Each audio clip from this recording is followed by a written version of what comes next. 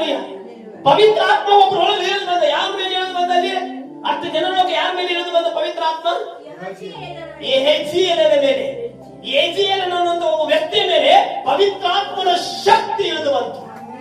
ದೇವರ ಮಕ್ಕಳೇ, ಇಂದು ನಿಮ್ಮ ಕುಟುಂಬದಲ್ಲಿ ಒಬ್ಬರ ಮೇಲೆ ಪವಿತ್ರಾತ್ಮನ ಶಕ್ತಿ ಇಳಿದು ಬಂದಿದ್ದಾದ್ರೆ ಅದು ಯಾವ ಉದ್ದೇಶಕ್ಕಾಗಿ ಇಳಿದು ಬಂದಿದೆ ಗೊತ್ತಾ? ನಿಮ್ಮ ಕುಟುಂಬವನ್ನು ರಕ್ಷಿಸುವುದಕ್ಕಾಗಿ ಆ ಪವಿತ್ರಾತ್ಮನ ಬಲ ನಿಮ್ಮ ಒಳಗಡೆ ಇಳಿದು ಬಂದಿದೆ. ಹಲ್ಲೆಲೂಯಾ. ಯಾಕೆಂದ್ರೆ ಯಾವ ಕುಟುಂಬ ಕೆಟ್ಟು ಹೋಗ್ತಾ ಇದೆಯೋ ಆ ಕುಟುಂಬ ರಕ್ಷಿಸುವುದಕ್ಕಾಗಿ ನಿಮ್ಮ ಒಳಗಡೆ ಪವಿತ್ರಾತ್ಮನ ಶಕ್ತಿ ಇಳಿದು ಬಂತು.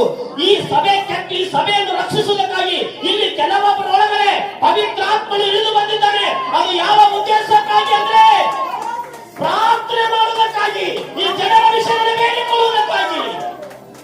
ಪವಿತ್ರಾತ್ಮನು ನಿಮ್ಮ ಒಳಗಡೆ ಬರುವುದಾದ್ರೆ, ಪವಿತ್ರಾತ್ಮನ ಅಭಿಷೇಕ ಯಾರ್ಯಾರಿದೆಯೋ ಅದು ಯಾವ ಉದ್ದೇಶಕ್ಕಾಗಿ ಬಂದಿದೆ ಅಂದ್ರೆ ಈ ಎಲ್ಲಾ ಜನರಿಗೋಸ್ಕರ ಪ್ರಾರ್ಥನೆ ಮಾಡೋದಕ್ಕಾಗಿ, ಸಭೆಯ ಜನರಿಗೋಸ್ಕರ ಪ್ರಾರ್ಥನೆ ಮಾಡೋದಕ್ಕಾಗಿ, ಸಭೆಗಾಗಿ ಪ್ರಾರ್ಥನೆ ಮಾಡೋದಕ್ಕಾಗಿ, ಸೇವಕರಿಗಾಗಿ ಪ್ರಾರ್ಥನೆ ಮಾಡೋದಕ್ಕಾಗಿ, ಈ ರಾಜ್ಯಕ್ಕಾಗಿ ಪ್ರಾರ್ಥನೆ ಮಾಡೋದಕ್ಕಾಗಿ, ಈ ದೇಶಕ್ಕಾಗಿ ಪ್ರಾರ್ಥನೆ ಮಾಡೋದಕ್ಕಾಗಿ ನಿಮ್ಮ ಮೇಲೆ ಪವಿತ್ರಾತ್ಮನು ಇಳಿದು ಬಂದಿದ್ದಾನೆ. ಹಲ್ಲೆಲೂಯಾ.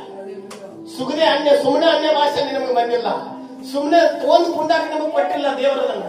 ಹಲ್ಲೆಲೂಯಾ. ಸುಮ್ಮನೆ ದೇವರು ನಿಮ್ಮ ಮೇಲೆ ಅಭಿಷೇಕ ಮಾಡಿಲ್ಲ. ಹಲ್ಲೆಲೂಯಾ. ಯಾವುದಕ್ಕಾಗಿ ಬಂದಿದ್ದಾನೆ ಅಂದ್ರೆ ಒಂದು ಉದ್ದೇಶ ಇದೆ. ದೇವರಿಗೆ ಒಂದು ಉದ್ದೇಶ ಇದೆ. ಹಲ್ಲೆಲೂಯಾ. ಏನು ಉದ್ದೇಶ ಇದೆ ಎಂಬುದಾಗಿ ನೋಡಿಕೊಳ್ಳೋಣ. ಯೆಹೋವನ ಆತ್ಮವು ಬಂದಿತು. ಅವನು ಎಲ್ಲಾ ಯೆಹೂದ್ಯರೇ, ಯೆರೂಸಲೇಮಿನವರೇ, ಅರಸನಾದ ಯೆಹೋಷಾಫಾಟನೇ, ಯೆಹೋವನು ಹೇಳುವುದನ್ನು ಕೇಳಿ. ಹಲ್ಲೆಲೂಯಾ. ಆ ಪವಿತ್ರಾತ್ಮನ ಅಭಿಷೇಕ ಯಾರ ಮೇಲಿತ್ತು ಅವ್ರ ಒಳಗಡೆ ದೇವರು ಮಾತಾಡ್ತಾರೆ.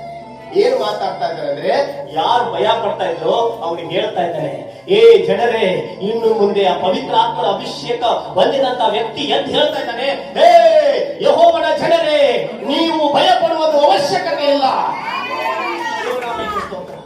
ನೀವು ಭಯ ಪಡುವುದು ಅವಶ್ಯಕತೆ ಇಲ್ಲ. ಯಾರ ಮುಖಾಂತರ ದೇವರು ಮಾತಾಡ್ತಾ ಇದ್ದಾನೆ ಅಲ್ಲಿ? ಪವಿತ್ರಾತ್ಮನು ಯಾರ ಮೇಲೆ ಬಂದಿದ್ಯೋ ಅವರ ಮುಖಾಂತರ ದೇವರು ಮಾತಾಡ್ತಾರೆ. ಹಲ್ಲೆಲೂಯಾ.